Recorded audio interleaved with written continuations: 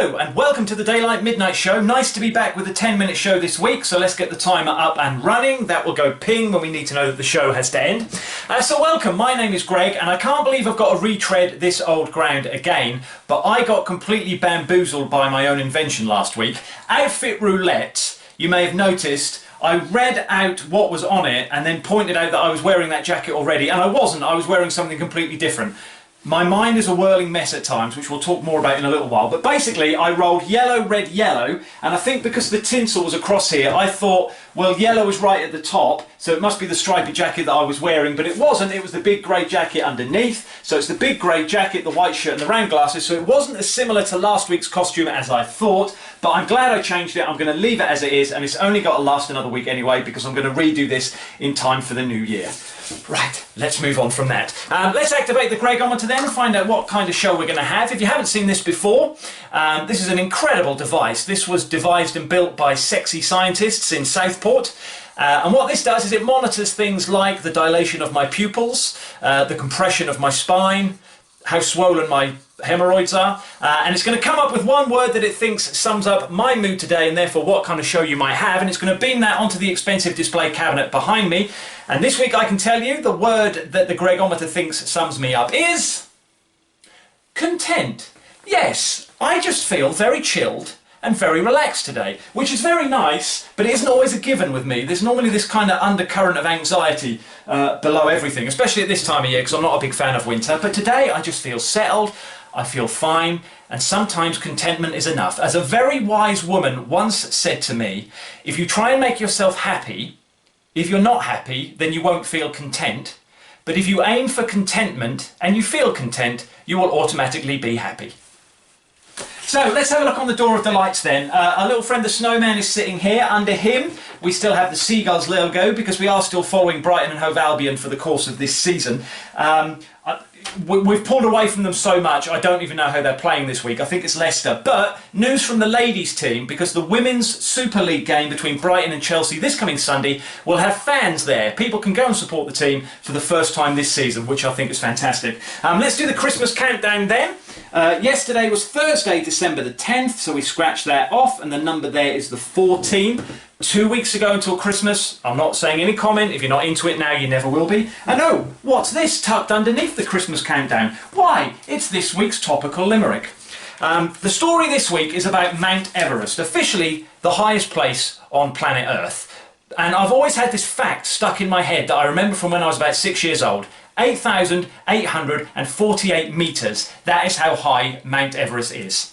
Although it isn't anymore, it's no longer a fact because it grows by about half a metre a year.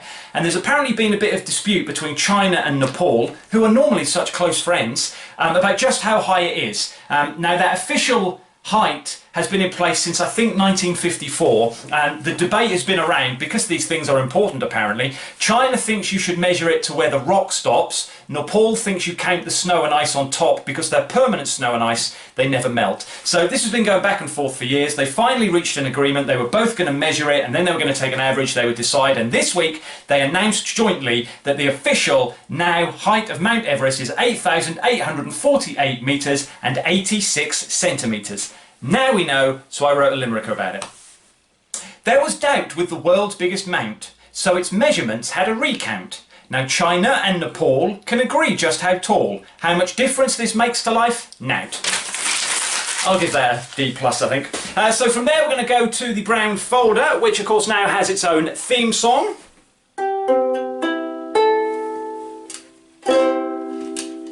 I just had a birthday, so I'm now a year older. Let's see what is written down in the brown folder.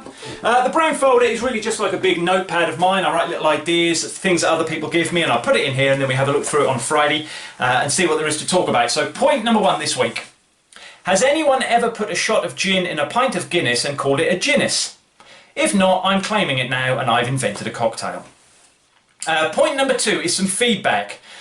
There was lots of rhyming last week in episode 21. We had the limerick, we had the rhyming couplet, the brown folder song as well. So Adam said, why not go the whole hog and do an entire show in rhyme?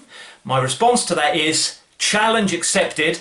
Sometime in the new year, I'm going to aim to do this. The whole show will basically be one big poem. I may regret saying that, but I'm going to give it a go. And I've written Christmas Party here because next week is going to be the last show of the series, the last show of the year, and the last show before Christmas. So it's going to be our little Daylight Midnight Show Christmas Party. So please be ready with drinks, Christmas jumpers, whatever snacks you want, and we'll have a nice little 10 minutes together next weekend.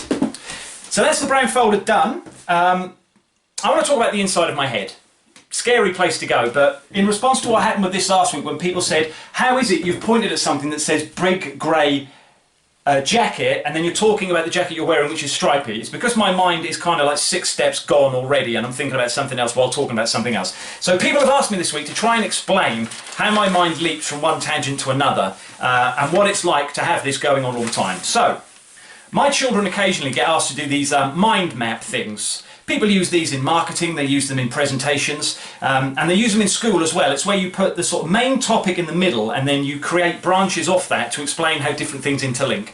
If you do one about yourself, you call it a mind map. So I've had a go at doing that this week to kind of show you what goes on behind this forehead. I've made this far too big. So the bit in the middle is my brain.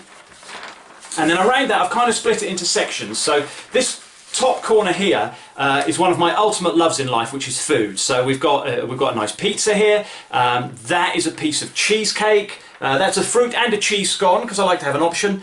That looks like spaghetti and meatballs. I think that is supposed to be sausage and noodles. That is tomato soup. For some reason there's some snooker balls. Oh, it's grapes. It's a bunch of red grapes, fry up and a nice red apple. Always thinking about food, okay? Over this side, some of the things I like to do in my spare time. This is sort of like the relaxation corner. So you've got, if I can line it up properly. Oh, what am I doing? There we go. So you've got musical notes, because I do love my music. Next to that is a picture of me wearing my headphones. That's a nice little self-portrait. And then you've got some sports stuff. So that black thing looks like a microphone. That's a tennis racket. Below that you've got an American football because I'm a big fan of the NFL, and then boxing glove below that. So I quite often like to watch and follow sport. And then these are things I like to do myself. So cycling, I'm a member of the Cloud Appreciation Society. I love clouds, I look up a lot. General nature walking around the trees, and that's me swimming either in the sea or river or a swimming pool, all of which I like to do. So that's kind of spare time. Down in this bottom corner we've got, this represents my family. My brother owns a boat, so that's us having a little chug up the river and a chat. This is supposed to be me, my wife and our 2 sons, who are now 15 and 12, so they're a lot taller than that. There's a couple of playing cards there, just to represent the fact that we like to play games together. That at the bottom is quite clearly a greyhound. That's my sister's dog, so that's when I go and meet up with my sister and we walk her dogs. And then over in this corner is kind of like work stuff and general hobbies. So this is a bookcase. You've got an acoustic guitar, because I like to play the acoustic guitar badly. This shows my age. That's a movie camera showing my love of films. And you've got a Christmas tree, because that's dominating things at the moment. And then DM for the Daylight Midnight Show, because I'm quite often thinking about things I can do with this show. So that kind of gives you an insight into the things that I have going on in my head at any particular given time. And that probably represents about half a second's worth of thoughts. Now I'm going to try, I don't know if I can get this so you can see it, but so that is kind of a representation of things that I might have in my head at any given time. And this is kind of how my thought processes work and why I end up getting confused by things like my own 8-fit roulette. So let's say, for example, I'm on my bike. I'm on my bike, so I'm exercising, so I think I actually deserve to have some nice food when I get home. So before I even get back, I'm already thinking about what to eat. You need to watch something at the same time, so I'll probably then think about what film I'm going to watch while I'm having my food. Watching the film you have to have snacks with, so that brings me back up here, either to the grapes or we'll have some kind of crisp item. If we go back down here, putting up the Christmas tree, Christmas is about food and indulging, so obviously I'm going to be thinking about what I'm going to eat, what I'm going to book for Christmas dinner, what we're going to have Boxing Day, are we going to have our big meal Christmas morning, Christmas afternoon. If I'm on a boat with my brother, we invariably have snacks to have a munch on while we're going along. If we're playing games with the family, obviously you're thinking about what you've got to cook, what time you've got to stop, you'll have snacks there as well while you're doing that. If I'm walking with my sister, you've got to think about keeping the dog safe. You're also thinking about the energy you're using up, so you need to get that intake of carbohydrates. Are we going to go and have a cup of tea and a scone afterwards? Probably, so we'll be thinking about food again. When I'm reading a book, I tend to keep my hands. People might have noticed I use my hands a lot when I'm talking.